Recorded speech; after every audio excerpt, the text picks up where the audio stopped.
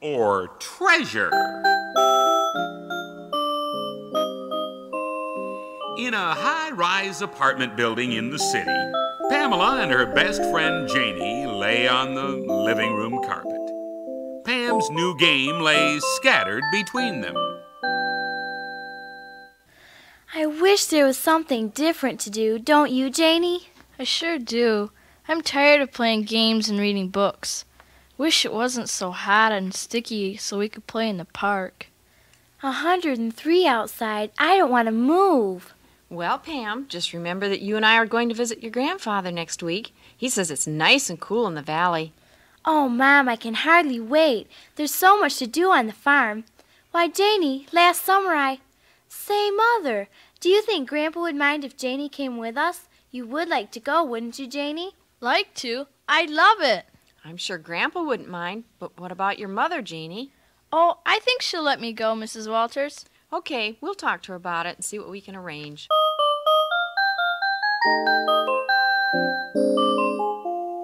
Early the next Tuesday morning, Mrs. Walters and the two girls loaded the car and started for the farm in the valley. It was mid-morning when they arrived. Here we are, girls, and here comes Grandpa from the barn. My, it's good to see you, Joanne. And Pamela, how you have grown, honey. This must be Janie. Yes, Grandpa. This is my very best friend, Janie Green. Janie, meet my Grandpa Walters. It's nice to meet you, Mr. Walters, and thank you for letting me come. Well, now, you're more than welcome, Janie.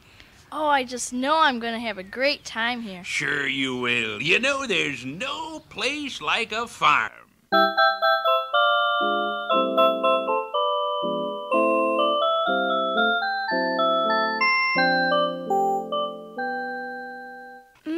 That was a good lunch, Grandpa. You're a good cook. Well, you know, I've had a lot of practice since your grandma died. Now, let's see. What are you girls planning to do today?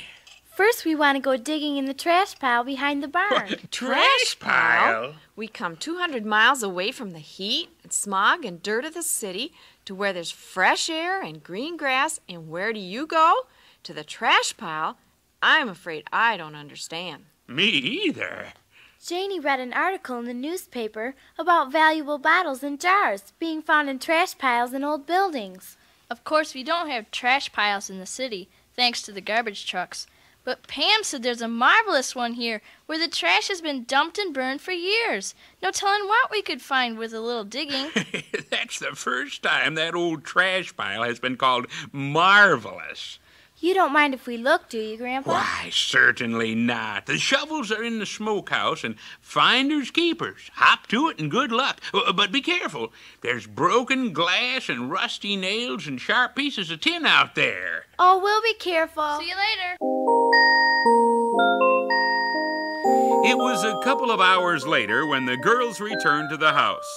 They were dirty and tired, but happy. Between them, they carried a basket full of old bottles. Look here, Grandpa. See this old fruit jar? We even found a glass lid to fit it. And look at this bottle. It must be 50 years old. Here, let me see it. Why, this is an old cough syrup bottle. Well, I doubt if it's 50 years old, but it could easily be 25. Look on the bottom of this fruit jar. It says 1898. We saw a picture in the paper that looked just like that one. It's probably worth $10. What kind of bottle is this, Grandpa? Let me see. Oh, looks like an old vanilla flavoring bottle. You girls did quite well for yourselves, I must say. Who would ever think to look at these filthy things that anyone would want them? I wonder who that might be. Excuse me a minute. Hello? Yes? Oh, yes, Geneva. Pumpkin bread? Oh, that sounds delicious. Thank you for the invitation, but my daughter Joanne is here from the city. You remember her. Pam? Oh, yes, she's here, too. Oh, that will be nice. I'm sure she'll enjoy seeing Rebecca again. Oh, they had such a nice time last summer. Yes, fine. All right, I'll tell her. Yes. Yes, all right. Goodbye now. That was Geneva Brown on the phone. You remember her daughter, Rebecca, don't you, Pam? Yeah. Pam. Sorry, I mean yes, sir. Mrs. Brown said that she would send Rebecca over this afternoon to see you. Oh, yuck. Why, Pamela, what is the matter with you? I thought you liked Rebecca. Well, last year, Janie, well, never mind. But I do mind, Pam. Are you trying to say that last year you didn't have anyone else to play with, so Rebecca had to do? But this year you have Janie, so you won't want to be bothered with Rebecca? No, not really. She's just so different from Janie. Rebecca is trashy and kinda... Pamela, before you call anyone trashy, I suggest you look at yourself. My clothes are kinda dirty, aren't they? Mm-hmm. And there's a big black streak across your nose. And your fingernails are filthy. Yes, but, well, I only look this way today. She looks like this most of the time, and really, she's just plain dumb. Not at all like Janie, and she's not a Christian either. Well, you're not acting like one. But I don't think she'll ever be a Christian. She doesn't seem like the kind, if you know what I mean. No, I don't know what you mean. Pam, take this old fruit jar that you found in the trash and you wash it and bring it to me, okay? This old fruit jar? Mm-hmm. Sure, okay, Grandpa. It sure is dirty. Here, it looks much better now. Now, I wonder how long this jar has laid in the trash. Probably a long time. Yes, and isn't it amazing that it hasn't been broken long ago? Look here, not a single chip or crack in the jar.